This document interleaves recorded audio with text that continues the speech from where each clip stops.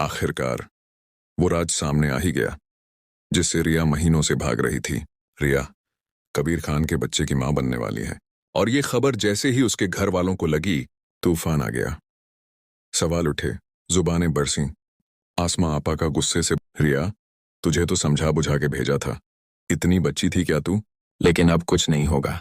इस बच्चे को इस दुनिया में आने से पहले ही रिया की टूटी हुई हकली हुई आवाज गम और बेबसी से, आसमां आपा आप ऐसी बातें कैसे कर सकती हैं?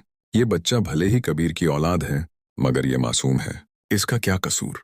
क्यों इस पर इतना जुल्म? तेज, रिया तुझे नहीं पता, कबीर खान ने मेरे बाप को मारा था। मैं उसके गंदे खून को इस दुनिया में नहीं आने दूंगी। जो काम बाप ने किया वो बेटा भी करेगा। कान खोल के सुन ले। मैं इस बच्चे और आसमां के बीच झगड़ा बढ़ता गया। तभी सिकंदर भाई ने कमरे में कदम रखा। सिकंदर का ठहराव भरा डायलॉग समझदारी से, बस करो तुम दोनों, अब भी वक्त है, कोई समझदारी का रास्ता निकाल लो। अगर ये बच्चा कबीर का है तो रिया का भी तो है, क्यों उस मासूम को सजा दी जाए? आसमां का चिल्ला, तुम कुछ नहीं जानते सिकंदर, तुम सब ने मुझे सिर्फ इस्तेमाल किया है। कभी कहते हो कबीर से शादी कर लो, कभी कहते हो उसे छोड़ दो। मुझे क्या समझाया तुम लोगों ने? आपा प्लीज, इस बच्चे का कोई कसूर नहीं है। आप अगर बदला लेना चाहती हैं तो कबीर से लीजिए, इस मासूम जान को मत लीजिए। वाजिद का शातिर दिमाग चाल चलता है। वाजिद मीठी जुबान में झर घोलते हुए, आसमां इस बच्चे को मत मारो, इसको जीने दो, ताकि जब वो पैदा हो तो कबीर खान और ज्यादा बदनाम हो। वाजिद का दोस्त झुंझलाकर, वाजिद तुमसे तो लोग मशवरा लेने आते हैं और तुम उन्हें जलते हुए आग में धकेल देते हो। एक और मोड़ पर कहानी लौटती है रिया के पास। आसमां अचानक रिया के पास जाती है, चेहरे पर अजीब सा सुकून और आवाज में उलझन। आसमां नर्म लहजे में, रिया अब मुझे इस बच्चे से कोई एतराज नहीं है। रिया और कैफ हैरान और शौक में, क्या? सिकंदर सख्ती से पूछते हैं, आसमां कल तक तुम इस बच्चे लेने की बात कर रही थी, अब ये यू टर्न क्यों?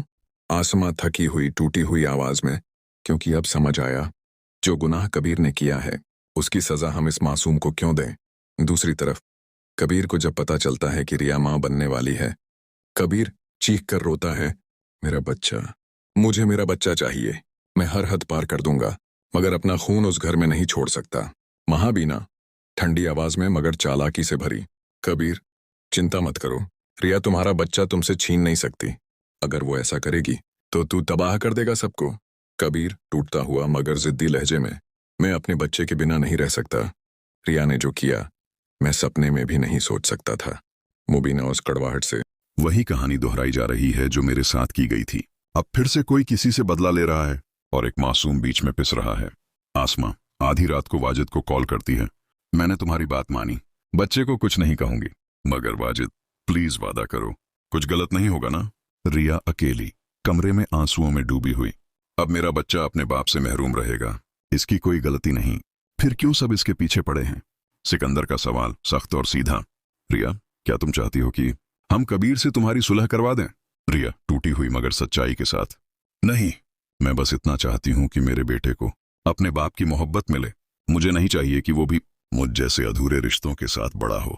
आसमां फिर से भड़क उठती है, अगर तूने कभी कबीर का नाम भी लिया तो मैं तुझे जान से मार दूंगी, वो हमारे बाप का कातिल है। सिकंदर चिंतित और गुस्से में, कबीर ऑफिस आया था, मुझे धमकी देकर गया है कि वो अपने बच्चे को लेकर रहेगा। अब सोचो उसको ये खबर दी किसने? हर किसी की निगाहें टिक जाती हैं सिर्फ एक नाम पर, कशफ। कहानी अब उस मोड़ पर आ चुकी है जहां एक मासूम की जिंदगी बड़ों की नफरत और बदले की आग में झुलस रही है। क्या वाकई इस बच्चे का कोई कसूर है या फिर एक बार फिर बड़ों की गलतियों की कीमत चुकाएगा एक मासूम? आपकी राय जानना जरूरी है। क्या रिया सही है या आसमां? नीचे कमेंट करके हमें जरूर बताइए।